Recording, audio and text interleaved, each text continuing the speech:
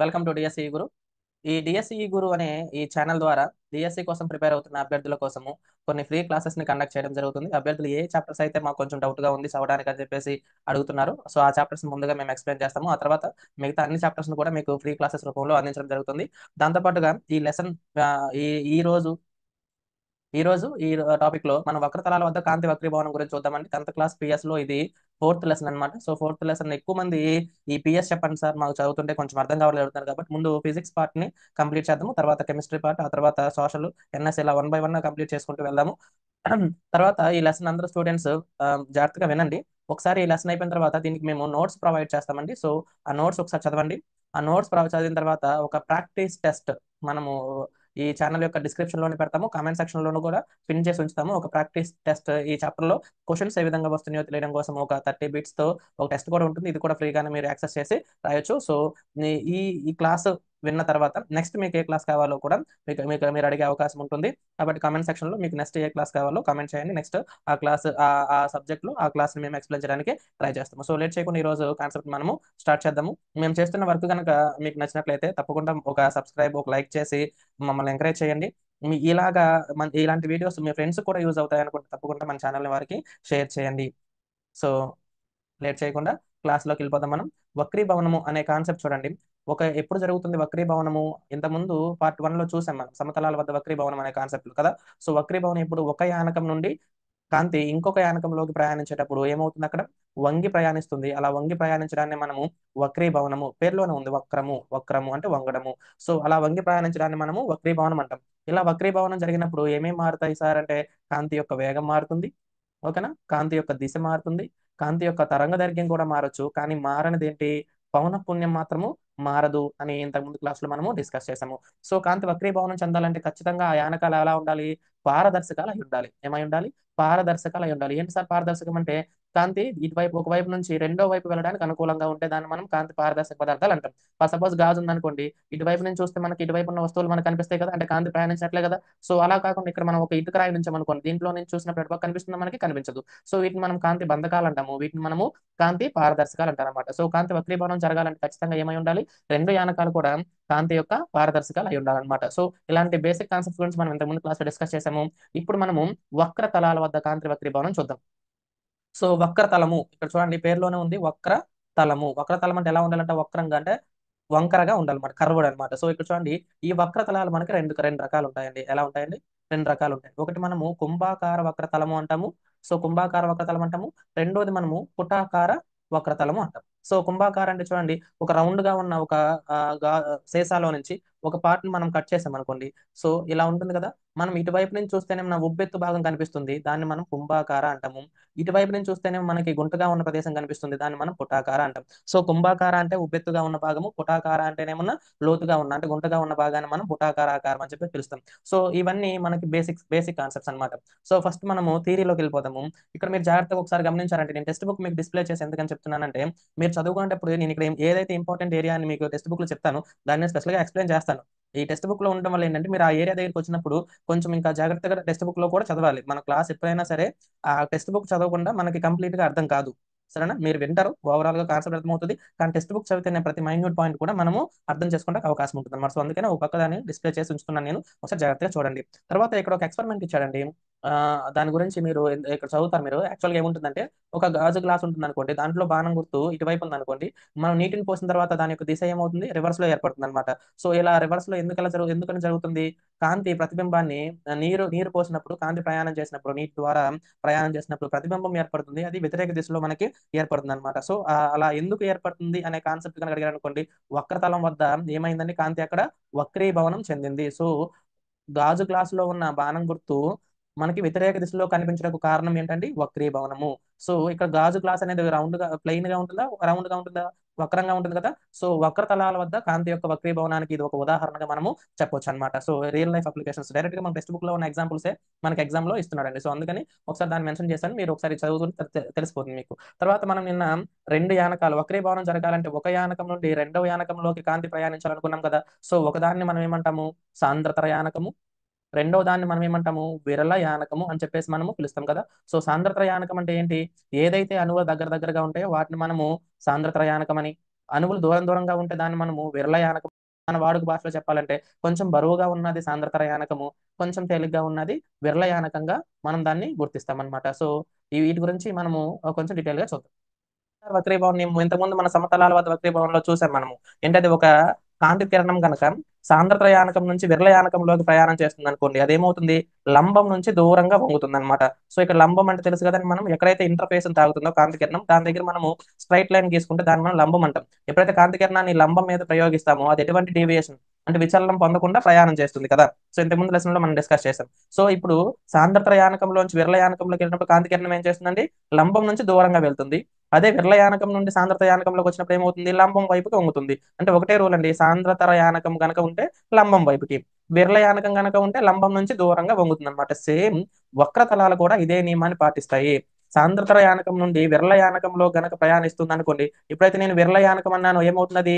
లంబం నుండి దూరంగా వెళుతుంది, లంబం నుండి దూరంగా ప్రయాణిస్తుంది కాంతి కిరణం అనేది. అదే విరళ యానకం నుండి సాంద్రతర యానకం అన్నాను అనుకోండి, ఎప్పుడైతే నేను సాంద్రతర అంటానో అప్పుడేమవుతుంది? లంబం వైపు అది ప్రయాణిస్తుంది. సో ఇది మన వక్రీభవన నియమాల్లో మొట్టమొదటి నియమం ఏంటి? సో సాంద్రత యానకం నుంచి విరళ యానకంలో ప్రయాణిస్తే లంబం నుంచి దూరంగా, విరళ యానకం నుండి సాంద్రత యానకంలో ప్రయాణిస్తే లంబం వైపుకు ప్రయాణిస్తాయి. మరి రెండో నియమం మనకి ఏం చెప్తుంది? వక్రీభవన నియమాల్లో స్నెల్ నియమాన్ని పాటిస్తాయి. స్నెల్ నియమాన్ని పాటిస్తాయి. ఏంటి సార్ ఈ స్నెల్ నియమము అంటే? నెల నియమం అంటే చూసాం కదా మనం, ఏంటది? Sine I by sine R is equal to స్థిరాంకం అని చెప్పేసి మనం నేర్చుకున్నాం అప్పుడు, గుర్తుందా మీకు? సో ఇంతకు ముందు లెసన్ లో. సో అంటే ఈ స్నెల్ నియమం ప్రకారం ఏంటంటే, ఒక లంబం వైపుగా గనక మనం ఒక కాంతి కిరణాన్ని గనక ప్రయాణం చేయించామనుకోండి, లంబం అంటే రెండు యానకాలను వేరు చేస్తున్నప్పుడు ఎక్కడైతే కాంతి తరంగం వచ్చి ఇంటర్ఫేస్ తాగుతుందో అక్కడ మనం స్ట్రైట్ లైన్ గా గీస్తే దాన్ని మనం లంబం అంటాం అనుకున్నాం కదా. దీని మీద గనక మనం ఒక కాంతి కిరణాన్ని ఒక కాంతి కిరణాన్ని ప్రసరింప చేస్తే అది ఎటువంటి విచలనాన్ని పొందదు. సో మరి ఈ వక్రతలాలు చూసామనుకోండి, విచలనం చెందని సందర్భాలు ఒక రెండు సందర్భాలు ఉన్నాయండి. సో ఆ రెండేంటి ఒకసారి చూడండి, ఇక్కడ మీరు జాగ్రత్తగా గమనించండి. ఈ పిక్చర్ చూడండి, ఈ పిక్చర్ చూడండి, ఇక్కడ మీకు ఈజీగా అర్థమవుతుంది. ఎక్కడైతే మీకు కేంద్రం, వక్రత కేంద్రం ఉంటుంది కదండి, ఇదిగో సి అనే కేంద్రం ఉంది కదండి. సో ఆ కేంద్రం వైపుగా ప్రయాణించే కాంతి తరంగము అది ఎటువంటి విచలనాన్ని పొందదు. అలాగే ఈ ప్రధానాక్షం మీద నుంచి ప్రయాణం చేసే తరంగం కూడా ఎటువంటి విచలనం పొందదు. సో అంటే స్నెల్ నియమం ప్రకారం ఇవి రెండు ఏమవుతాయండి? ఇక్కడ మనకి లంబాలు ఏమవుతాయి? లంబాలు అవుతాయి అనమాట. అంటే అక్కడ దీనికి అనేక స్థానాల వద్ద లంబాలు ఉంటాయి. మరి లంబాన్ని ఎలా మనం గుర్తించాలి సార్ అంటే, చూడండి, కేంద్రం గుండా పోయే ప్రతి లైన్ కూడా లంబమే. ఇది ఒక లంబం, సో ఇది ఒక లంబం, ఇది ఒక లంబం, ఇది ఒక లంబం. సో ఇలా అనేక లంబాలను మనము ఊహించవచ్చు అనమాట వక్రతలానికి. సో మరి ఎక్కడ లంబానికి వేస్తాము? ఒక కాంతి తరంగం ఉందనుకోండి, ఇలా ప్రయాణం చేస్తూ ఇక్కడ వేశారనుకోండి, ఇది ఎటువైపు ప్రయాణం చేస్తుంది అన్నాం అనుకోండి, మనం ఇక్కడ నుంచి ఏం చేస్తాము? ఒక లంబాన్ని కేంద్రం వైపుకి కలుపుకుంటూ గీసుకుంటాం. ఇది కేంద్రం అనుకోండి, ఇక్కడ లంబం ఉంటుంది కదా. సో ఒకవేళ ఇది విరళ యానకం నుండి సాంద్రతర యానకంలోకి కనుక ప్రయాణిస్తుంది అనుకోండి, విరళ యానకం నుండి సాంద్రత యానకం వస్తే మనకి ఫస్ట్ నియమం ఏంటి? సాంద్రత యానకంలోకి వస్తే లంబం వైపుగా అది ప్రయాణించాలి. అలా కాకుండా ఇటువైపు సాంద్రతర యానకం ఉందనుకోండి, సాంద్రతర యానకం నుండి విరళ యానకంలోకి ప్రయాణిస్తుంది అనుకోండి, అప్పుడేమవ్వాలి? ఇదిగో ఈ లంబం నుంచి దూరంగా ప్రయాణించాలి. అంటే ఇది ఇటువైపుకు రావాలా, అటువైపుకు రావాలనేది సాంద్రతర నుంచి విరళ యానకంలోకి వస్తుందా, విరళ యానకం నుండి సాంద్రత యానకంలోకి వస్తుందా అనే దాన్ని బట్టి డిపెండ్ అవుతుంది. వీటిని మనం ఏమన్నాము? వక్రీభవన నియమాలు అన్నాం. సో ఆ వక్రీభవన నియమాల ఆధారంగా ఎటువైపుకు రావాలో ఆ విధంగా వక్రీభవనం అనేది జరుగుతుందన్నమాట. సో ఇలాంటి ఒక రెండు సందర్భాలు ఇక్కడ ఉన్నాయి. వీటి గురించి మనం ఇక్కడ ఒకసారి చూద్దాం, జాగ్రత్తగా గమనిద్దాం. చూడండి, సో సందర్భం 1, మొదటి సందర్భం ఏం చెప్తుందండి చూడండి. సాంద్రతర యానకం నుండి సాంద్రతర యానకం నుండి విరళ యానకంలోకి గనక ప్రయాణిస్తుంటే, విరళ యానకంలోకి విరళ యానకంలోనికి ప్రయాణిస్తుంటే ఏం జరుగుతుందో ఒకసారి చూద్దాం. ఎందుకంటే ఇక్కడ చూడండి, ఇక్కడ బ్లాక్ కలర్ లో కనిపిస్తుంది చూసారా, అదేమన్నా సాంద్రతర యానకం అనమాట. ఇటువైపు ఏంటి? విరళ యానకం. మరి ఇక్కడ చూడండి, ఇదిగో ఈ పిక్చర్ చూడండి, ఈ పిక్చర్ లో కాంతి కిరణం చూడండి, సాంద్రత యానకం నుంచి విరళ యానకంలోకి ప్రయాణించింది. సో మనకు రూల్ ఏంటి? సాంద్రత యానకం నుంచి విరళ యానకంలోకి ప్రయాణించినప్పుడు లంబానికి దూరంగా వెళ్ళిపోవాలి కదా. ఇక్కడ చూడండి, ఇదిగో లంబానికి దూరంగా వెళ్ళిపోయింది అనమాట. సరేనా? లంబానికి దూరంగా ఇటువైపు ప్రయాణించింది కదా కాంతి కిరణము, అవునా? సో ఇలా కనుక వెళ్తుంటే ఇదేంటిది? ఇది కుంభాకార పుటాకార, జాగ్రత్త చూడండి. కుంభాకార ఇటు నుంచి వచ్చినప్పుడు ఉబ్బెత్తుగా ఉన్న దాని మీద పడింది కదా. సో కుంభాకార కటకంలో సాంద్రతర నుంచి విరళ యానకంలోకి గనక ప్రయాణించింది అనుకోండి, అప్పుడు ఏమవుతుంది? వికేంద్రీకరణ జరుగుతుందండి. వికేంద్రీకరణ జరుగుతుంది. ఇప్పుడు సాంద్రతర నుంచి విరళ యానకంలో గనక ప్రయాణిస్తే మరి పుటాకారలో ఏమవుతుంది? దాని కిందే ఉంచండి పుటాకారలో.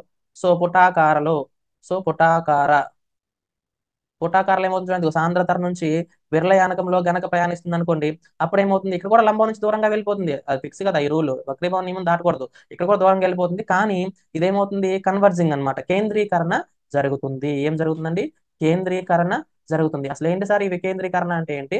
కేంద్రీకరణ అంటే ఏంటి? ఒక బిందువు దగ్గర గనక కాంతి కిరణాలన్నీ వచ్చి చూడండి, వక్రీభవనం చెందిన తర్వాత ఒక బిందువు దగ్గర గనక కలుసుకున్నాయి అనుకోండి, దాన్ని మనం ఏమంటామంటే కేంద్రీకరణ అంటాము. అలా కాకుండా ఒక బిందువు నుంచి విడిపోతున్నట్లుగా గనక మనకు కనిపిస్తుంది అనుకోండి, దాన్ని మనం ఏమంటాము, వికేంద్రీకరణ అని పిలుస్తాము. సో ఇక్కడ ఈ పిక్చర్ లో గనక మీరు జాగ్రత్తగా చూసారంటే, ఇక్కడ ఏమవుతుంది, కలిసినట్లు కనిపిస్తుందా, విడిపోతుందా, విడిపోతుంది. ఇది వెళ్ళిపోతుంది, ఇది వెళ్ళిపోతుంది, ఇవి రెండు కలుసుకునే అవకాశం ఉంది ఎప్పటికైనా సరే. సో కాబట్టి ఇవి వికేంద్రీకరణ జరుగుతుంది అనమాట. ఇక్కడ ఇక్కడ చూడండి, ఇక్కడ ఏమవుతుంది, కేంద్రీకరణ జరుగుతుంది అనమాట. సో అక్కడ కేంద్రీకరణ జరుగుతుందా, వికేంద్రీకరణ జరుగుతుందా అనే దాని మీద కూడా రెగ్యులర్ గా పెట్టుకుంటుందండి. సో రూల్ నెంబర్ 1 ఏంటి, సాంద్రత యానకం నుంచి విరళ యానకంలోకి వస్తూ ఉంటే అది కుంభాకార కటకం అయితేనేమో వికేంద్రీకరణ జరుగుతుంది, పుటాకార కటకం అయితేనేమో కేంద్రీకరణ అనేది జరుగుతుంది అనమాట. సో అలా కాకుండా విరళ యానకం నుండి సాంద్రత యానకం రివర్స్ అనమాట. సో విరళ యానకం నుండి సాంద్రతర యానకంలోకి ప్రయాణిస్తూ ఉంటే, ఒకసారి పిక్చర్ చూడండి, ఇదిగో ఇక్కడ ఇది విరళ యానకం, ఇది సాంద్రతర యానకం కదా. సో విరళ యానకం నుండి సాంద్రతర యానకంలోకి ప్రయాణిస్తుంది ఇక్కడ, అవునా. రెండోది ఇక్కడ చూడండి, విరళ యానకం నుండి సాంద్రత యానకంలోకి, ఇదిగో ఇటువైపు నుంచి ఇటువైపు వెళ్తుంది అనమాట. సో విరళ యానకం నుండి సాంద్రతర యానకంలోకి ప్రయాణిస్తూ ఉంటుంది. ఇందాకేంటి మనకు రూలు, వక్రీభవన నియమం ప్రకారం ఏమవ్వాలి, విరళ యానకం నుండి సాంద్రత యానకంలోకి వస్తే లంబం వైపు వంగాలి, లంబం వైపుకి వంగాలి. ఇక్కడ చూడండి మీరు, ఇందుకో లంబం ఇది కదా, మరి లంబం వైపే వచ్చిందా లేదా ఇక్కడ ఈ కాంతికిరణం కూడా? సో వచ్చింది లంబం వైపు. ఇక్కడ చూడండి, ఇక్కడ లంబం ఉంది కదా, లంబం వైపే వెళ్ళిందా లేదా ఈ కాంతికిరణం కూడా వక్రీభవనం చెందిన తర్వాత? సో లంబం వైపుకే జరుగుతుంది. సో వక్రీభవన నియమాన్ని ఇది పాటించింది. కానీ మరి కుంభాకార కటకంలో ఎలా ఉంటుంది, కుంభాకార కటకంలో ఎలా ఉంటుంది? ఇందాక మనకి రివర్స్ లో ఎలా ఉంది, వికేంద్రీకరణ వచ్చింది కదా, ఇక్కడ మనకి ఏమవుతుంది చూడండి, ఒక పాయింట్ దగ్గర కలుసుకునే అవకాశం వస్తుంది చూడండి ఇక్కడ, అవునా. ఇక్కడ కలుసుకునే అవకాశం వస్తుంది కాబట్టి ఇక్కడ కేంద్రీకరణ జరుగుతుంది. చాలా చాలా మోస్ట్ ఇంపార్టెంట్ పాయింట్ అండి.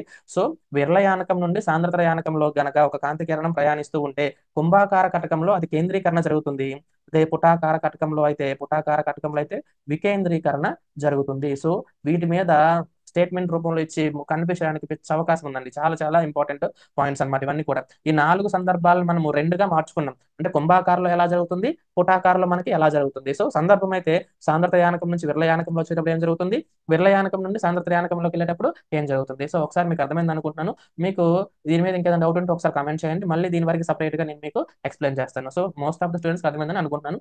తెలియకపోతే ఏ మొహమాటం లేకుండా కామెంట్ చేయండి, మళ్ళీ ఒకసారి ఎక్స్ప్లెయిన్ చేస్తాను. సో నెక్స్ట్ కాన్సెప్ట్ కలుద్దాం. ఇక్కడే ఇంకొక పాయింట్ కూడా దీనికి యాడ్ చేసుకుందాం అని మనం, ఇంకా ఇంకో చోట వస్తుంది. కానీ ఇక్కడ అన్నో చోట చదువుకుంటే మనకు గుర్తుంటుంది. ఎప్పుడైతే కేంద్రీకరణ జరుగుతుందో, సో కేంద్రీకరణ జరిగింది అనుకోండి, అక్కడ దాన్ని నిజ ప్రతిబింబం ఏర్పడుతుందండి. నిజ ప్రతిబింబం అనేది మనకి ఏర్పడుతుంది. ఎక్కడైతే వికేంద్రీకరణ జరుగుతుంది అనుకోండి, వికేంద్రీకరణం, సో వికేంద్రీకరణ జరిగితే అక్కడ మనకి మిథ్యా ప్రతిబింబం ఏర్పడుతుంది. మిథ్యా ప్రతిబింబం అనేది ఏర్పడుతుంది. అంటే తెరపైన పట్టగలిగే దాన్ని మనం నిజ ప్రతిబింబం అని, తెరపైన పట్టలేని దాన్ని మనం మిథ్యా ప్రతిబింబం అంటామని తెలుసు మీకు, ఇంతకుముందు చాప్టర్లో మనం డిస్కస్ చేసాం కదా. సో నిజ ప్రతిబింబము మరియు మిథ్యా ప్రతిబింబము అంటే ఏంటో ఒకసారి మీరు గుర్తుకు తెచ్చుకోండి. కేంద్రీకరణ జరుగుతున్నప్పుడు నిజ ప్రతిబింబము, వికేంద్రీకరణ జరుగుతున్నప్పుడు మిథ్యా ప్రతిబింబం. ఎందుకంటే వీటిని స్టేట్మెంట్ రూపంలో ఇచ్చి మనల్ని కన్ఫ్యూజ్ చేసే అవకాశం ఉంటుంది కాబట్టి ఇక్కడే నేర్చుకుంటే మీకు ఇంకా కొంచెం క్లియర్ గా ఉంటుందని మళ్ళీ యాడ్ చేశాను. సో నెక్స్ట్ కాన్సెప్ట్ చూద్దాం.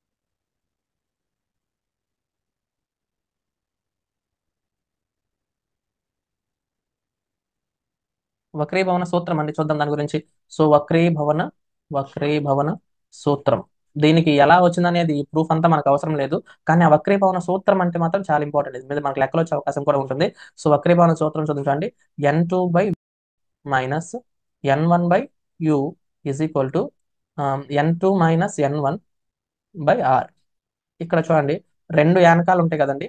యానకాలు ఉన్నాయంటే మొదటి యానకము, రెండవ యానకం అనుకుందాం, ఓకేనా. మొదటి యానకం యొక్క వక్రీభవన గుణకాన్ని మనం n1 అన్నాము, రెండవ యానకం యొక్క వక్రీభవన గుణకాన్ని మనము n2 అనుకుందాం, సరేనా.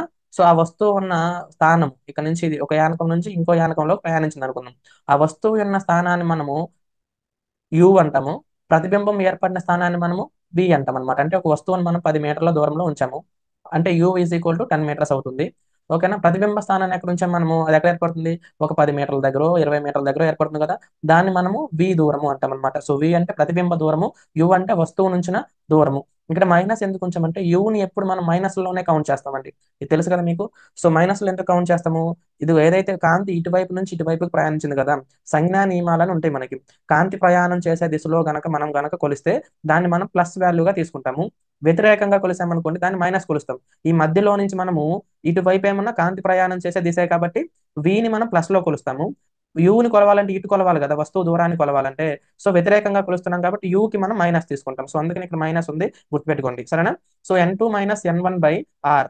ఆర్ అంటే ఇక్కడ మనకి వ్యాసార్థం అండి. దేని వ్యాసార్థము? ఇక్కడ ఏదైతే మనము కటకం తీసుకున్నామో ఆ కటకం యొక్క వ్యాసార్థం అవుతుంది అనమాట. So N2 minus N1 by R. So ఈ ఫార్ములా మీరు చాలా గుర్తుపెట్టుకోండి, చాలా చాలా మోస్ట్ ఇంపార్టెంట్. వక్రతలాల వద్ద కాంతి వక్రీభవనానికి సూత్రము అంటే మరి సమతలాల వద్ద కూడా మరి కనుక్కోవచ్చు దాని నుంచి. సమతలాలు సేమ్ రూల్ అండి. N2 by V minus N1 by u is equal to zero అని. ఎందుకంటే N2 minus N1 by R అనేది జీరో అయిపోతుంది సమతలాలకైతే. సో ఈ మైనస్ అటు పక్కకి వెళ్తే ఏమవుతుంది? ప్లస్ అవుతుంది కదా. N2 by V is equal to N1 by u. So ఇది మనకి సమతలాల వద్ద వక్రీభవనానికి సూత్రం అనమాట. సో దీని మీద లెక్కలు వచ్చే అవకాశం ఉంటుంది. కాబట్టి జాగ్రత్తగా ఈ రెండు సూత్రాలను మీరు గుర్తుంచుకోండి. మైనస్ అనేది చాలా ఇంపార్టెంట్. ఎక్కువ మంది స్టూడెంట్స్ ఇక్కడ కన్ఫ్యూజ్ అయిపోతుంటారు. ఈ లెక్క ఇచ్చినప్పుడు ఇది ఇచ్చాడు అనుకోండి, వస్తువు దూరము 10 మీటర్ల దూరంలో ఉంది అన్నాడు అనుకోండి, మీరు దాన్ని ఏమని తీసుకోవాలి? -10 అని తీసుకోవాలి. ఓకేనా? సో ఎందుకని ఎప్పుడు మనం వస్తువు యొక్క దూరాన్ని మైనస్ లో కొలుస్తాం కదా, అప్పుడు ఆ మైనస్ ఇక్కడ ఏమవుతుంది? మైనస్ ఆఫ్ మైనస్ ప్లస్ అవుతుంది అనమాట. సో ఇలాంటిది మనకి ఏదైనా లెక్కలు ఇస్తే దాని గురించి మనం ఒకసారి డిస్కస్ చేద్దాము. సో స్కూల్ ఆఫ్ సైన్స్ అయితే కంపల్సరీగా వీటి మీద లెక్కలు కూడా చేయాలి. ఎస్జిటి వాళ్ళకి అయితే మాక్సిమం లెక్కలు వచ్చే అవకాశం లేదు, కానీ కాన్సెప్ట్ మాత్రం ఈ ఫార్ములా మాత్రము నేర్చుకోండి. ఓకేనా? సో నెక్స్ట్ కాన్సెప్ట్ చూద్దాం.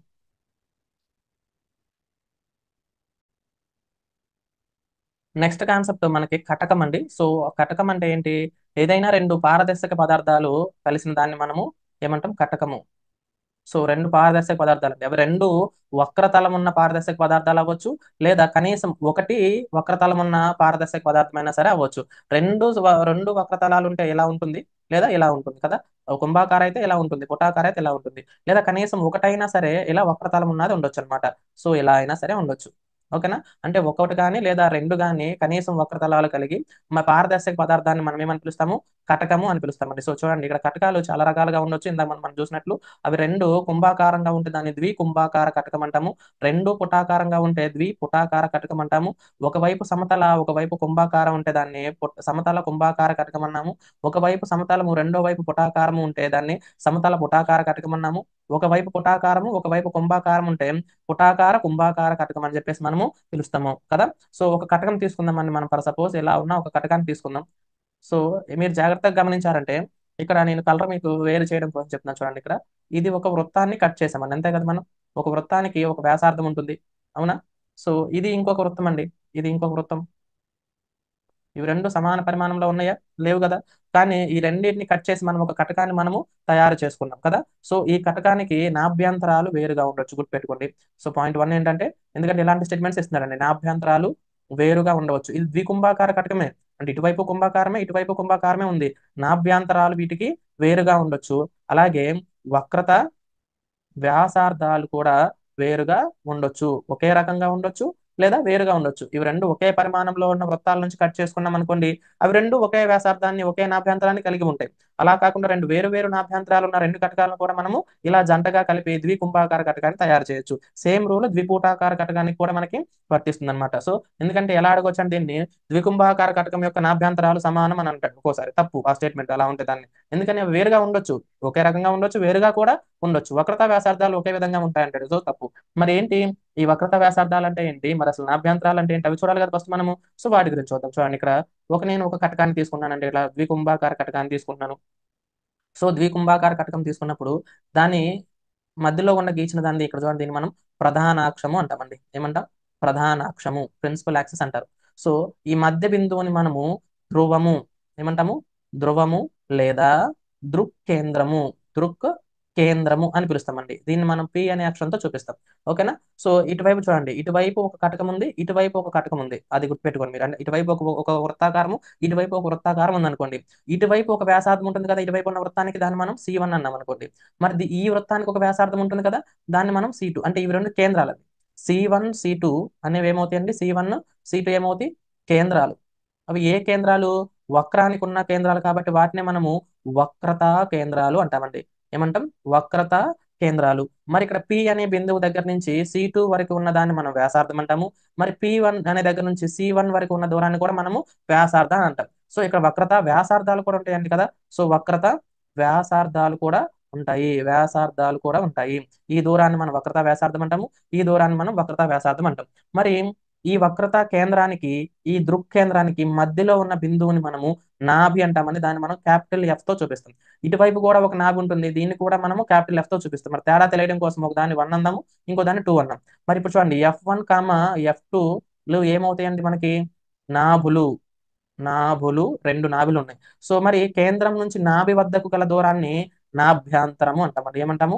నాభ్యాంతరము అని పిలుస్తాం అనమాట. సో ఇక్కడ దృక్కేంద్రం నుంచి ఫోకల్ పాయింట్ కి అంటే F కి ఎంత దూరం ఉంటుందో ఈ రెండింటి మధ్య దూరం కూడా అంతే ఉంటుంది అనమాట. అంటే కరెక్ట్ గా ఇది మధ్యలో ఉంటుంది అనమాట. ఒకసారి ఎగ్జామ్ లో ఏమడిగారంటే చూడండి, ఒక వక్రతా కేంద్రానికి వక్రత కేంద్రానికి మరియు దృక్కేంద్రానికి మధ్య ఉన్న దూరము 10 సెంటీమీటర్లు అన్నాడండి.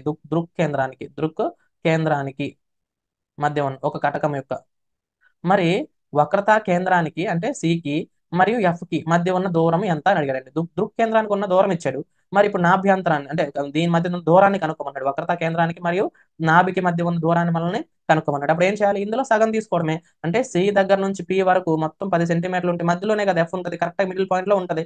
సో కాబట్టి అప్పుడు మనం ఏం చేస్తాం? 5 తీసుకుంటాం అనమాట. సరేనా? ఒక్కొక్కసారి ఎలా చేస్తారంటే క్వశ్చన్ రెండు నాభ్యంతరాల మధ్య దూరం 10 సెంటీమీటర్లు అంటారండి. సో ఇక్కడ ఒక కటకం ఉంది కదండి, దీని మధ్య దూరం ఎంత ఇచ్చాడు? 10 సెంటీమీటర్లు ఇచ్చాడండి. 10 సెంటీమీటర్లు. మరి వక్రతా కేంద్రాల మధ్య దూరం ఎంత ఉంటుంది? రెండు వక్రతా కేంద్రాల మధ్య దూరం ఎంత ఉంటుంది అంటాడు. సో ఈ డిస్టెన్స్ ఎంత ఉంటుందో మరి ఈ రెండింటి మధ్య డిస్టెన్స్ దాని కరెక్ట్ గా డబుల్ ఉండాలి కదా. అవునా కదా? ఎందుకని ఇక్కడ డిస్టెన్స్ మనం కలుపుకోవాలి కదా. ఇప్పుడు ఇది మొత్తం 10 అయిందంటే ఇది కలిపితే కూడా 10 అవుతుంది కదా. సో అప్పుడు ఎంత తీసుకోవాలి మనము? 20 సెంటీమీటర్లు తీసుకోవాలి. సో ఇలా క్వశ్చన్స్ ఇలా ఉంటాయి అనమాట. సో మీరు ప్రాక్టీస్ టెస్ట్ రాస్తారు కదా, అందులో ఇలాంటి క్వశ్చన్స్ కూడా ఇంక్లూడ్ చేశాం కొన్ని. సో అప్పుడు మీకు ఒక అవగాహన వస్తుంది. సో కాబట్టి ఈ వక్రతా కేంద్రాల గురించి అందులో ఉన్న టర్మినాలజీ గురించి మీకు అర్థమైంది అనుకుంటున్నాను. సో ఏదైనా తెలియకపోతే ఒకసారి కామెంట్ చేయండి. సింపుల్ అండి, ఏం లేదు. C1, C2 అనేవి కేంద్రాలు, వక్రతా కేంద్రాలు. ఓకేనా? F1, F2 అనేవి నాభులు, రెండు నాభులు ఉంటాయి. నాభ్యాంతరము అంటేనేమో దూరము. నాభ్యాంతరం అంటే నాభి దగ్గరికి గల దూరం. ఎక్కడ నుంచి? పి దగ్గర నుంచి, దృక్కేంద్రం నుంచి. వక్రత వ్యాసార్థం అంటే మనం పి దగ్గర నుంచి దీనికి గల అంటే వక్రత కేంద్రానికి గల దూరాన్ని మనము వక్రత వ్యాసార్థము అని మనము పిలుస్తూ ఉంటాం. సో ఇవి కొన్ని తెలుసుకోవాలన్నమాట. సో నెక్స్ట్ మనకి ఒక ద్వికుంభాకార కటకం. ఈ లెసన్ మొత్తం దేని మీద డిపెండ్ అయి ఉందంటే ద్వికుంభాకార కటకాన్ని ఉపయోగించి మనం ప్రతిబింబ స్థానాలు ఎక్కడెక్కడ మనము ఏర్పరచవచ్చు అనే దాని గురించి ఇప్పుడు మనం చూద్దాం. సో దీనికంటే ముందుగా ఒక 5 రకాల కిరణాల గురించి మనం తెలుసుకోవాలండి. అవి ఎలా ప్రయాణం చేస్తాయి అనేది. సో వాటి మీద రెగ్యులర్ గా మనకి ఎగ్జామ్ లో బిట్స్ ఇస్తూ ఉన్నాడు. సో ఒకసారి అది చూద్దాం మనం ఒకసారి. ఇక్కడే మనము కటక సూత్రము, కటక తయారీ సూత్రము, కటక తయారీ సూత్రం అని రెండు కాన్సెప్ట్లు ఉంటాయండి. వాటిని ఇక్కడ చూద్దాం చూడండి. కటక సూత్రం అంటే ఏంటంటే 1/F is equal to 1/V minus 1/U అండి. So most important. దీని మీద లెక్కలు కూడా అడుగుతూ ఉంటాడు. చివరిలో మనం ప్రాక్టీస్ చేద్దాం కొన్ని. కటక తయారీ సూత్రం అండ్ ఫార్ములా సేమ్ మళ్ళీ 1/F is equal to n-1 into ఇక్కడ n-n అంటే ఏంటి? ఒక కటకం యొక్క వక్రీభవన గుణకం అనమాట.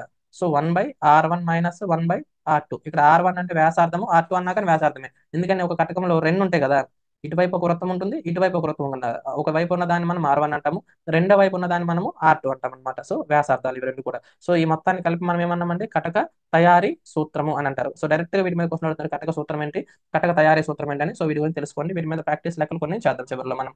సో నెక్స్ట్ మనము కిరణాల గురించి చూడాలండి. సో ఆ కిరణాలు అనే కాన్సెప్ట్ ఒక 5 రకాల కిరణాలు ఇంపార్టెంట్ ఉంటాయి. అవి ఎలా ఎలా బిహేవ్ చేస్తాయి అనే దాని గురించి ఇక్కడ ఇచ్చాడు చూడండి. మనకి ఒక పతనమైన కిరణాలు ఎలా ఉంటాయి ఇక్కడ మనము ఈ కాన్సెప్ట్ లో చూడండి. ఒక పిక్చర్ లో మనం ఇలా ఉపయోగించామనుకోండి, దీన్ని మనము ద్వికుంభాకార కటకం అంటాం.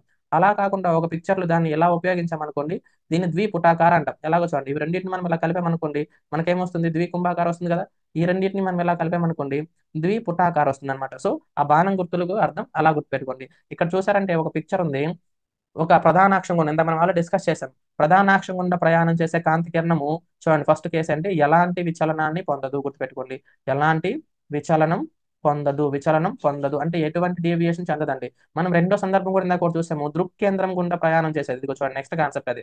దృక్కేంద్రం గుండా ప్రయాణం చేసేది కూడా ఎలాంటి విచలనం అనేది పొందదు. అది ఏ కటకమైనా కావచ్చు. అది ఇలా ద్వికుంభాకార కటకం అవ్వచ్చు, లేదా ద్విపుటాకార కటకం అవ్వచ్చు. అది ప్రధానాక్షం మీద గనక ఒక కాంతి కిరణం ప్రయాణిస్తూ ఉంటే అది ఎలాంటి విచలనాన్ని పొందదు. అలాగే దృక్కేంద్రం గుండా కూడా ఒక కాంతి కిరణం ప్రయాణిస్తూ ఉంటే అది ఎలాంటి విచలనం పొందదు. కారణం ఏంటి ఒకసారి గుర్తెచ్చుకోండి, మనం చెప్పుకున్నాం స్నెల్ నియమం అండి. స్నెల్ ఫార్ములా ప్రకారం లంబం మీద గనక ఒక కాంతి కిరణాన్ని ప్రయోగిస్తే అది ఎలాంటి విచలనం పొందదు కదా, రెండు యానకాలను వేరు చేసే లంబం మీద ప్రయాణం చేస్తే కదా. ఇవి లంబాలన్నమాట. సో దృక్కేంద్రం గుండా పోయేది లంబమే, ప్రధానాక్షం అంటే అది కూడా ఎలా ఉంటుంది, కేంద్రం గుండానే పోతుంది కదా, దృక్కేంద్రం గుండానే. సో కాబట్టి అది కూడా లంబమే. సో ఇవి రెండు లంబాలు కాబట్టి ఇక్కడ ఎలాంటి విచలనం అనేది పొందదు. సో మూడో సందర్భం చూడండి, సందర్భం 3 చూడండి. ప్రధానాక్షానికి సమాంతరంగా వెళ్ళేది చాలా చాలా ఇంపార్టెంట్ కాన్సెప్ట్ అండి ఇది.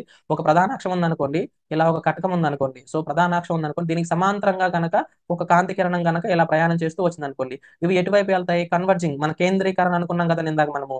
సో ఖచ్చితంగా అవి ఏమవుతాయండి, దాని యొక్క కేంద్రం వైపుకు ప్రయాణం చేస్తాయి ఇలా. ఓకేనా, నాభి గుండా. ఎక్కడండి, ఎక్కడ కలుసుకుంటే అవన్నీ నాభి దగ్గర కేంద్రీకరణం అవుతాయి. సో కేంద్రీకరణం జరుగుతుంది. ఇదేంటిది, ద్వికుంభాకార కటకం అయితే. మరి ద్విపుటాకార కటకంలో ఏమవుతుంది, వికేంద్రీకరణ జరుగుతుంది. వికేంద్రీకరణ జరుగుతుంది. ఇది ఇక్కడ చూడండి ఎగ్జాంపుల్, ఫర్ ఎగ్జాంపుల్ నాభి గుండా ప్రయాణం చేసేది. ఇంతకు ముందు ఇచ్చిండడు పిక్చర్. సో ఒకసారి నేను చూపిస్తాను చూడండి, ముందు పేజీలో ఉంటుంది అది. నువ్వు ఇక్కడ చూడండి, ఇదిగోండి సమాంతరంగా ప్రయాణించేది ఏమైందండి, ఇక్కడ నాభి దగ్గర కేంద్రీకరణ జరిగింది. ఇక్కడ ఏమైందని చూడండి, ఇది వెళ్ళిపోతుంది, ఇది వెళ్ళిపోతుంది, ఇది వెళ్ళిపోతుంది. వికేంద్రీకరణ అంటాం కదా, కలుసుకోకొని వెళ్తే. అవి కూడా నాభి దగ్గరే, కాకపోతే ముందున్న నాభి దగ్గర మనకి వికేంద్రీకరణ జరుగుతుంది. ఇందాకే మనం అనుకున్నాం, ఇక్కడ వస్తుందని చెప్పాను కదా ముందే మీకు. ఇలా గనక అంటే ఒక యానకం నుంచి ఇటువైపు ఉన్న దాంట్లో నాభి దగ్గర కలుసుకుంటే దీన్ని మనము తెర మీద దాన్ని మనం పట్టవచ్చండి. అంటే అది నిజ ప్రతిబింబము. అలా కాకుండా ఒక వైపు నుంచి ప్రయాణిస్తున్న తరంగాలు రెండో వైపులో ప్రతిబింబాన్ని ఏర్పరచుకుంటా మళ్ళీ అదే వైపులో గనక ఏర్పరిచింది అనుకోండి, అక్కడ మనకి మిథ్యా ప్రతిబింబం ఏర్పడుతుంది. ఇందాక మనం అనుకున్నాం కదా, వికేంద్రీకరణ జరిగితే ఏమవుతుందండి, మిథ్యా ప్రతిబింబం ఏర్పడుతుంది. కేంద్రీకరణ జరిగితే నిజ ప్రతిబింబం ఏర్పడుతుంది. సో అక్కడ కాన్సెప్ట్ ఇక్కడ వచ్చిందనమాట. సరేనా, అందుకని అక్కడే చెప్పాను నేను, మీకు గుర్తుపెట్టుకుంటే మీకు ఈజీ అవుతుందండి. సో ఇప్పుడు నాలుగో సందర్భం చూద్దామండి. సో సందర్భం 4 ఏంటి, నాభి గుండా ప్రయాణం చేస్తూ వచ్చిన కాంతి కిరణము. ఇందాకేంటి, సమాంతరంగా వస్తే నాభి దగ్గర కలుసుకున్నాయి. మరి ఇప్పుడు నాభి దగ్గర నుంచి వస్తే సమాంతరంగా ప్రయాణం చేస్తాయి, అంటే ఒకదానికొకటి ఆపోజిట్ అన్నమాట. సరేనా. సో ఇదిగో చూడండి, ఇక్కడ నాభి నుంచి వస్తుందా, ద్వికుంభాకార కటకంలో సమాంతరంగా ప్రయాణం చేసింది. ఇందులో చూడండి, ఇక్కడ నాభి దగ్గరకు వస్తున్నట్లుగా కనిపిస్తున్నాయా, ఏమవుతున్నాయి, ఇక్కడ సమాంతరంగా ప్రయాణం చేస్తున్నాయి. సో ఇక్కడ 4 సందర్భాలు ఒకదానికొకటి రెండు రెండు ఆపోజిట్ అన్నమాట. చూడండి, ప్రధానాక్షరం మీద వచ్చేది విచలనం పొందదు, దృక్కేంద్రం గుండా వచ్చేది విచలనం పొందదు. సమాంతరంగా వస్తేనేమన్నా నాభి దగ్గర కేంద్రీకరణం జరుగుతుంది, లేదా నాభి దగ్గర వికేంద్రీకరణ అయినా సరే జరుగుతుంది. కేంద్రీకరణ లేదా వికేంద్రీకరణ అయినా సరే జరుగుతుంది. ఒకవేళ సమాంతరంగా వచ్చే అయితే నాభి దగ్గర కలుసుకున్నాయి కదా, మరి నాభి దగ్గర నుంచి వచ్చే కిరణాలు ఏమవుతాయి, సమాంతరంగా ప్రయాణిస్తాయి. ఏమవుతాయండి, సమాంతరంగా ప్రయాణిస్తాయి. దేనికి, ప్రధానాక్షానికి సమాంతరంగా మనకి ప్రయాణిస్తాయి. సో 4 సందర్భాలు చూసాము. ఇప్పుడు మనకి మోస్ట్ ఇంపార్టెంట్, ఎగ్జామ్ లో ఫ్రీక్వెంట్ గా 2 సార్లు 10th క్లాస్ పిల్లలకి పాలిసెట్ ఎగ్జామ్ లో వచ్చింది. అవునా, ఒకసారి బీఈడి ఎగ్జామ్ ఎంట్రన్స్ లో వచ్చింది బిట్. సో దాని గురించి చూద్దాం. ఏంటంటే ప్రధానాక్షం మీద కొంత కోణంతో ప్రయాణం చేస్తూ వచ్చిన కాంతి కిరణాలు ఏమవుతాయి, ప్రధానాక్షానికి కొంత కోణంతో వస్తున్న సమాంతర కిరణాలు ఎక్కడ కలుసుకుంటాయి, యాక్చువల్ గా అయితే ప్రధానాక్షానికి సమాంతరంగా వచ్చి ఉంటే నాభి దగ్గర కలుసుకుంటాయి కదా. కానీ ఇక్కడ ఇవి సమాంతరంగానే వస్తున్నాయి, కానీ ప్రధానాక్షానికి సమాంతరంగా రావట్లేదు, దానికి కొంత కోణం చేస్తూ వస్తూ ఉన్నాయి. సో అలాంటి సందర్భంలో ఏమవుతుంది, దీన్ని నాభీయ తలం అంటామండి, నోడల్ ప్లేన్ అంటారు. ఓకేనా, నాభీయ తలం వద్ద, నాభీయ తలం. ఎందుకు నేను టెక్స్ట్ బుక్లు ఎందుకు చెప్తున్నాను, మీరు చదివినప్పుడు మీరు దీన్ని కంపేర్ చేసుకుంటాం, మీకు చాలా ఈజీగా ఉంటుంది. లెసన్ సపరేట్ గా వినేసి తర్వాత మీ టెక్స్ట్ బుక్ చదివితే మీకు ఏం అర్థం కాదు. సో అందుకని ఆ ఏరియాస్ నేను మీకు చూపిస్తున్నాను అనమాట. సో నాభీయ తలం వద్ద మనకు అవి కలుస్తున్నట్లుగా మనకి కనిపిస్తాయి. గుర్తుపెట్టుకోండి, నాభీయ తలం వద్ద కలుసుకుంటాయి అనమాట. సేమ్ కుంభాకార అయినా అయితే ఇది పుటాకార కూడా ఇది ఇక్కడ కలుసుకున్నట్లుగా కనిపిస్తుంది అనమాట మనకి ఇక్కడ. నాభీయ తలం, నోడల్ ప్లేన్, చాలా చాలా మోస్ట్ మోస్ట్ ఇంపార్టెంట్ అనమాట. సో నెక్స్ట్ మనం ఇంకా రే డయాగ్రామ్స్, అంటే ఒక వస్తువును ఎక్కడ ఉంచితే దాని ప్రతిబింబం అనేది ఎక్కడ ఏర్పడుతుంది, ద్వికుంభాకార కటకాన్ని మనము బేస్ చేసుకుని ఎక్స్ప్లెయిన్ చేద్దాం. సరేనా, ద్వికుంభాకార కటకంలో సో కేస్ 1, ఫస్ట్ కేసు ఏంటో చూడండి. ఇక్కడ ఆర్డర్ కొంచెం మార్చి చెప్తారండి, చూడండి మీరు, ఎందుకంటే మీకు గుర్తుపెట్టుకుంటే ఈజీగా ఉంటుంది అనమాట. ఏదైనా ఒక వస్తువు అనంత దూరంలో ఉందనుకోండి, ఏంటండి, అనంత దూరంలో ఉంది అనుకోండి. ఇందాకే అనుకున్న మనము, అనంత దూరంలో ఉంటే ఆ కిరణాలు ఎలా ప్రయాణం చేస్తాయండి, సమాంతరంగా ప్రయాణం చేస్తాయి. ఫర్ ఎగ్జాంపుల్ సూర్యకిరణాలు అనమాట.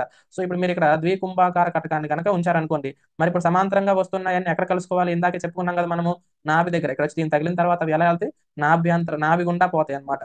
ఎక్కడి నుంచి పోతే నాభి దగ్గర కేంద్రీకరణ జరుగుతాయి. సో కేంద్రీకరణ జరిగిందంటే అక్కడ ఏం ఏర్పడుతుందండి, నిజ ప్రతిబింబం ఏర్పడుతుంది. గుర్తుపెట్టుకోండి, సో నిజ ప్రతిబింబం.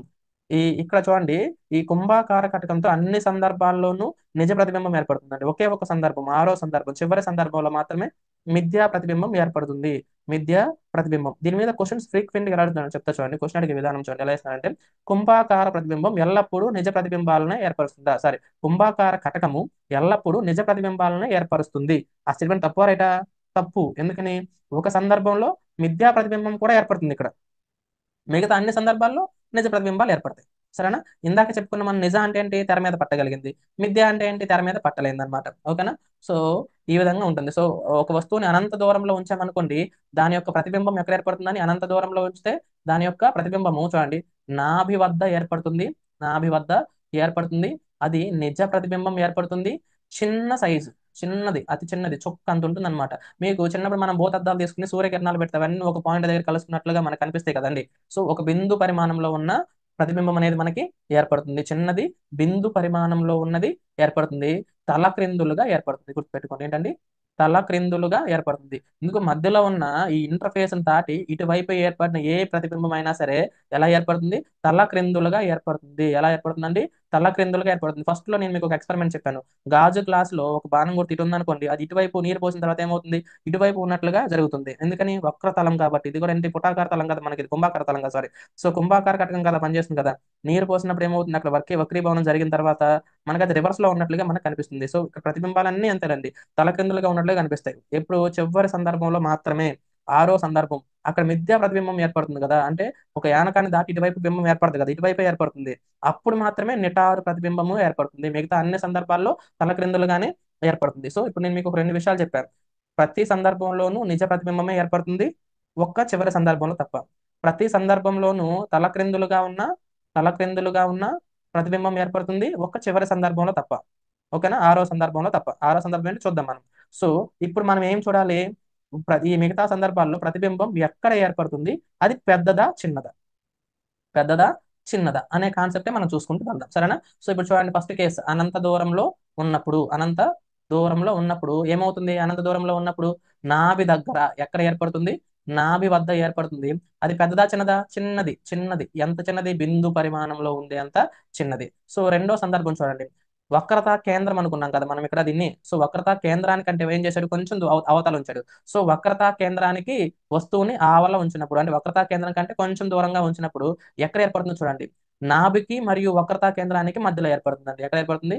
నాభి మరియు వక్రతా కేంద్రం. నాభి మరియు వక్రతా కేంద్రానికి మధ్యలో దాని ప్రతిబింబం ఏర్పడుతుంది. ఇప్పుడు దూరంగా ఉన్న వస్తువు దగ్గరగా ఏర్పడినప్పుడు దాని సైజ్ ఏమవుతుంది? చిన్న సైజులో ఏర్పడుతుంది. సో దాని పరిమాణం ఎలా ఉంటుందండి? చిన్న పరిమాణంలో ఉంటుంది. కొంచెం తక్కువ సైజు మనకి కనిపిస్తుంది అనమాట. సరేనా? మూడో చూద్దాం మనము. ఎక్కడ ఉంచాడు ఈసారి? ఇంతకు ముందు ఏమన్నా అనంత దూరంలో ఉంచాడు, కొంచెం దగ్గరకు వచ్చి వక్రతా కేంద్రానికి ఆవల ఉంచాడు. కరెక్ట్ గా ఇప్పుడు వక్రతా కేంద్రం వద్దనే ఉంచుతున్నాడు. సో వక్రతా కేంద్రం వద్ద ఉంచామనుకోండి, ప్రతిబింబం కూడా ఎక్కడ ఏర్పడుతుంది? ఇటువైపు ఉన్న వక్రతా కేంద్రం వద్ద ఏర్పడుతుంది. వక్రతా కేంద్రం వద్ద. కానీ ఎలా ఏర్పడుతుంది? ఇందాక అనుకున్నాం కదా తలక్రిందులుగా ఉంటుందని చెప్పేసి. పరిమాణం ఎలా ఉంటుంది మరి?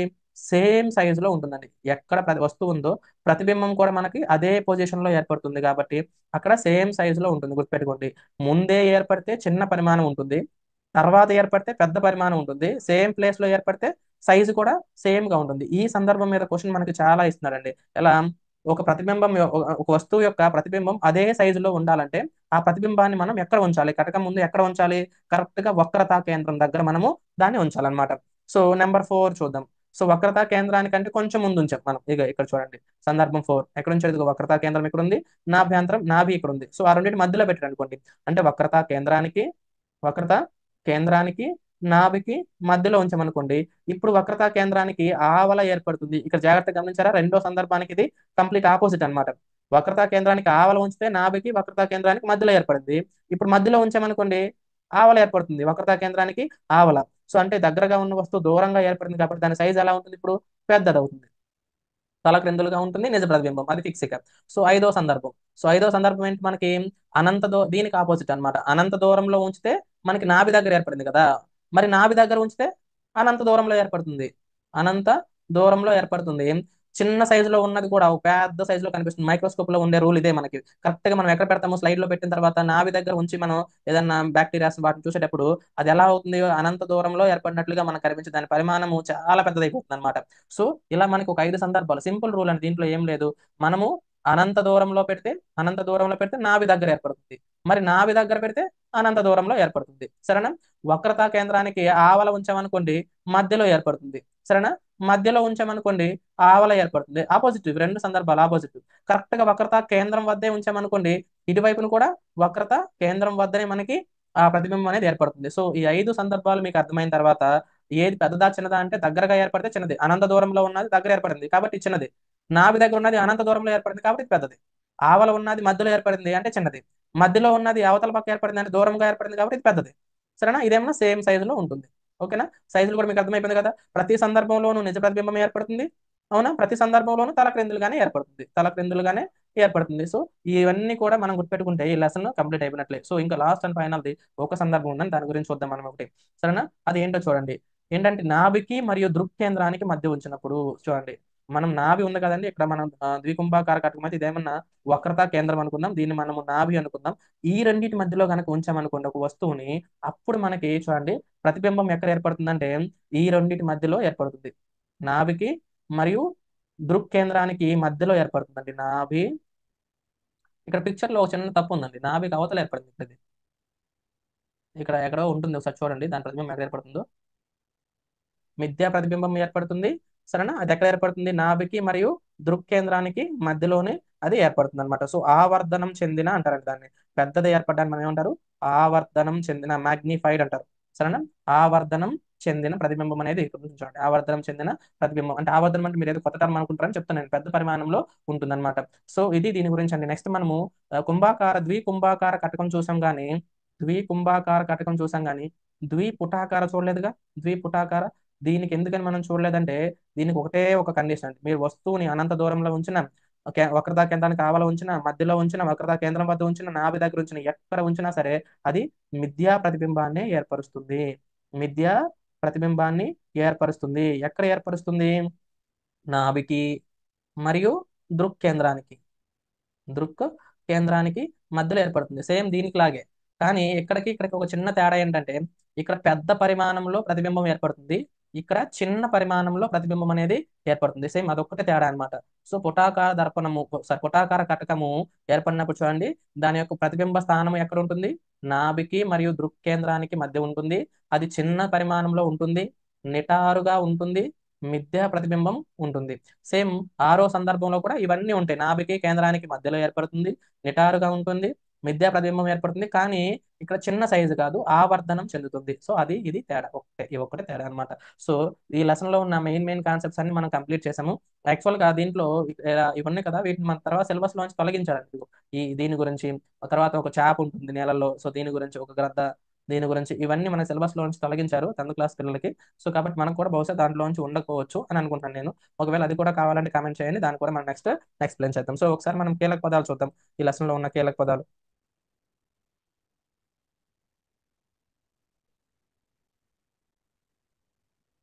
గుర్తుపెట్టుకోండి స్టూడెంట్స్, మీరు ఒక లెసన్ మొత్తాన్ని చదివిన తర్వాత ఖచ్చితంగా ఆ లెసన్ వెనుకున్న ఈ కీలక పదాలు వదిలేయద్దండి. వీటి మీద నుంచి డైరెక్ట్ గా బిట్లో వచ్చేస్తున్నాయి చూడండి. ఒక కటకం అంటే రెండు పారదర్శక పదార్థాలు, అందులో కనీసం ఒకటైనా సరే వక్రతలం కలిగి ఉన్నదాన్ని మనం కటకం అంటాము. నాభ్యాంతరము, నాభికి దృక్కేంద్రానికి మధ్య ఉన్న దూరాన్ని మనము నాభ్యాంతరం అంటాము. ఓకేనా? నాభి అంటే తెలుసు కదండి, వక్రతా కేంద్రానికి దృక్కేంద్రానికి మధ్యలో ఉన్న బిందువుని మనము నాభి అని అంటాము. సో దృక్కేంద్రము, ఒక కటకం ఉంటుంది అనుకోండి, ఆ కటకంలో ఉన్న మధ్య బిందువుని మనము దృక్కేంద్రము అని చెప్పేసి మనం పిలుస్తాము. ప్రధానాక్షము, దృక్కేంద్రం గుండా పోయే లైన్ ను మనము ప్రధానాక్షం అని పిలుస్తాము. వక్రత వ్యాసార్థం అని తెలుసు కదండి మీకు. వక్రత కేంద్రానికి మరియు దృక్కేంద్రానికి మధ్య ఉన్న దూరాన్ని మనము వక్రత వ్యాసార్థం అంటాము. వక్రత కేంద్రము, వక్రత కేంద్రం అంటే తెలుసు కదా మీకు. సో ఒక కటకంలో రెండు పార్ట్లు ఉంటాయి కదండి. సో రెండు పార్ట్లు ఉంటాయి కదా. ఒకవైపు ఒక వక్రతా కేంద్రం అంటే ఒక వ్యాసార్థానికి గీయగలిగిన కేంద్రం అన్నమాట. రెండో వైపు కూడా వక్రతా కేంద్రం ఉంటుంది. అంటే నాభ్యాంతరానికి రెట్టింపు దూరంలో ఉన్న దాన్ని మనం ఏమంటాము? వక్రత కేంద్రం అని చెప్పేసి మనం పిలుస్తాము. నాభీయ తలము చాలా చాలా ఇంపార్టెంట్, ఇందా చెప్పాను కదా. ఒక నాభి ఉంటుంది కదండి, ఒక కటకానికి ఒక నాభి ఉంటుంది కదా, ఆ నాభికి పైన కింద ఈ ఏరియా మొత్తాన్ని మనము నాభీయ తలము, ఫోకల్ ప్లేన్ అంటది. సో కేంద్రీకరణ అంటే కాంతి కిరణాలన్నీ ఒక బిందువు దగ్గర కలుసుకుంటే దాన్ని ఏమంటాం మనము? కేంద్రీకరణ అంటాము. వికేంద్రీకరణ అంటే ఒక బిందువు నుండి గనక ఇలా బయలుదేరితే కాంతి కిరణ పుంజాన్ని, దాన్ని మనము వికేంద్రీకరణ అని పిలుస్తాం అనమాట. సో ఇది మనకి ఈ లెసన్ లో ఉన్న కీలక పదాలు. తర్వాత మనకి ముఖ్యాంశాలు చూడండి. ముఖ్యాంశాలు కటక సూత్రము, కటక తయారీ సూత్రం గురించి ఇచ్చాడు. అలాగే ఇక్కడ చూసారా, N1 వక్రీభవన గుణకం గల యానకం నుండి N2 వక్రీభవన గుణకం గల యానకంలోకి ఆర్ వక్రతా తలం గుండా కాంతి కిరణం ప్రయాణిస్తున్నప్పుడు ఇది వక్రీభవన సూత్రం అండి. అవునా? N2/V - N1/U N2 - N1/R ఈ సూత్రాన్ని మనం చూసాం. అదే ఒక వక్రతలం కాకుండా సమతలం అనుకోండి, N2/V N1/U ఈ సూత్రాన్ని మనము ఉపయోగిస్తాం అనమాట. సో ఇక్కడ చూడండి, కటక సూత్రము 1/F 1/U - 1/V.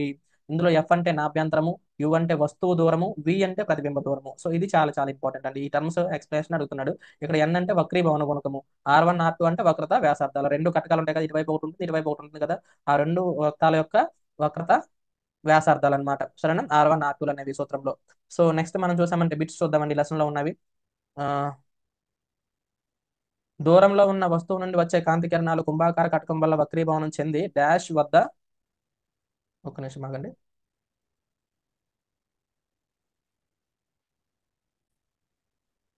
దూరంలో ఉన్న వస్తువు నుండి వచ్చే కిరణాలు కుంభాకార కటకం వల్ల వక్రీభవనం చెంది డాష్ గుండా ప్రయాణిస్తాయి అన్నాడండి. దూరంలో ఉన్న వస్తువు నుండి వచ్చే కిరణాలు, ఒక దూరంగా ఉన్న వస్తువులు దేని గుండా ప్రయాణిస్తాయండి?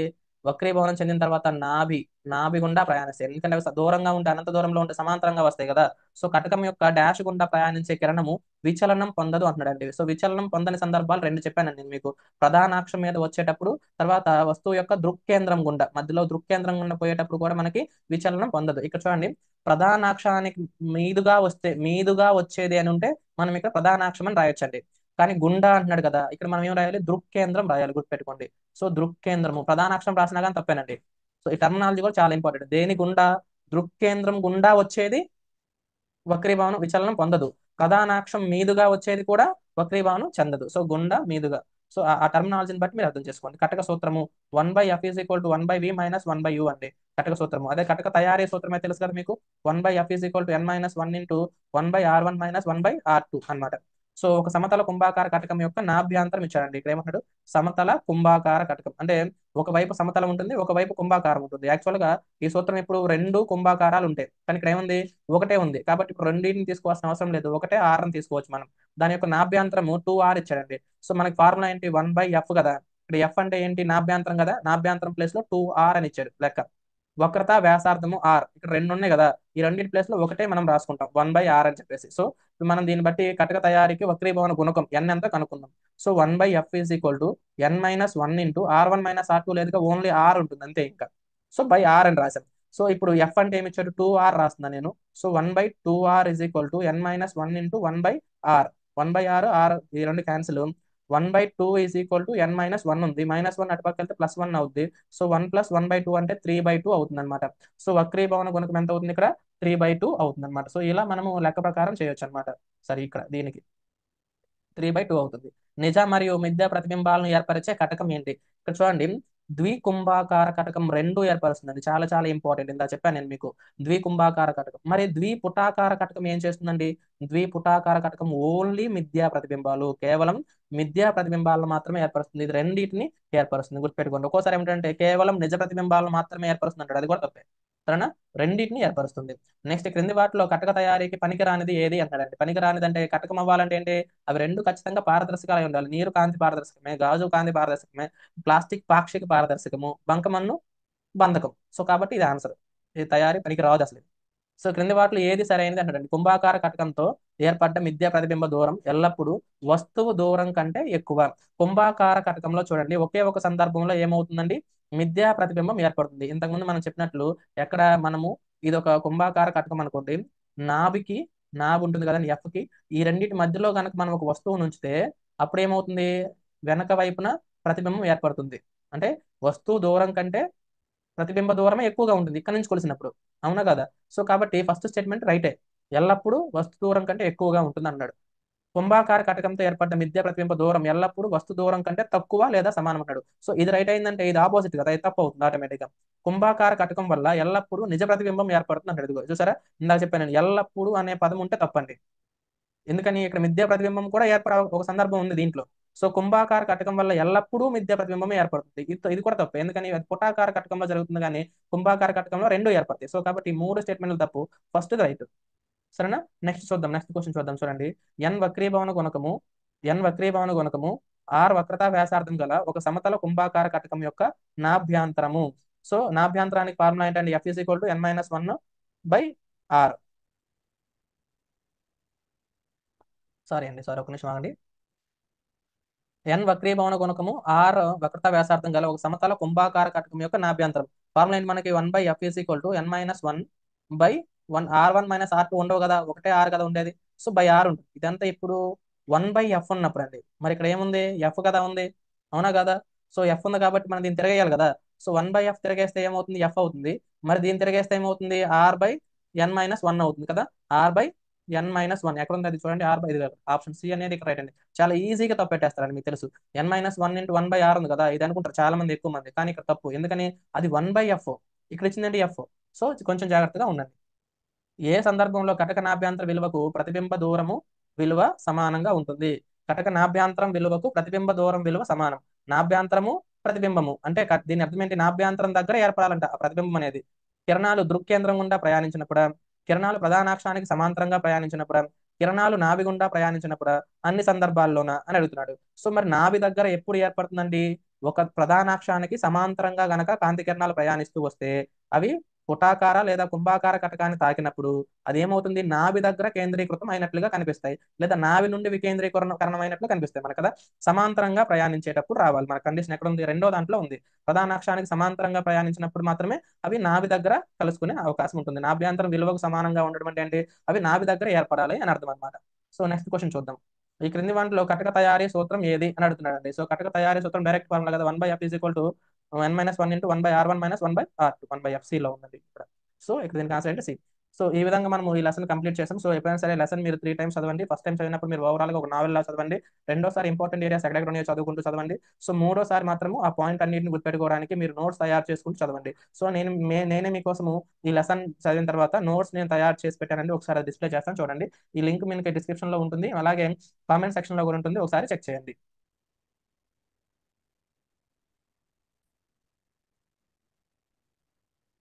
ఇదిగోండి నోట్స్ ప్రిపేర్ చేసాము. ఎక్కడైనా ఇంపార్టెంట్ పాయింట్స్ అని ఇక్కడ నోట్ చేశాను. తర్వాత ఇక్కడ ఈ పిక్చర్స్ ద్వారా సాంద్రత నుంచి విరళయానకంలోకి వెళ్ళేటప్పుడు ఎలా ఉంటుంది, కటకం అంటే ఏంటి, ఇలా అన్ని విషయాలు దీంట్లో మెన్షన్ చేసి ఉన్నాయండి.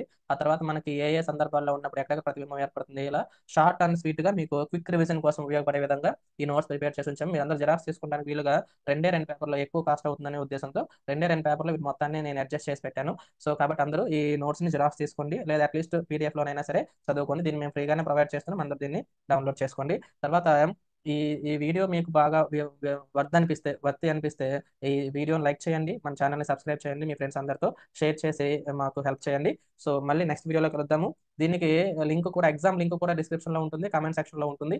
అందరూ ఎగ్జామ్ రాయండి. మీకు ఎన్ని మార్క్స్ వచ్చినాయో అందరూ కామెంట్ చేయండి, సరేనా? మీరు ఎగ్జామ్ రాసిన తర్వాత మీరు ఎవరో మాకు ఎవరికి తెలియదు, కానీ మీకు ఎంతవరకు అర్థమైందో అనేది ఒక అవగాహన వస్తుంది అనమాట.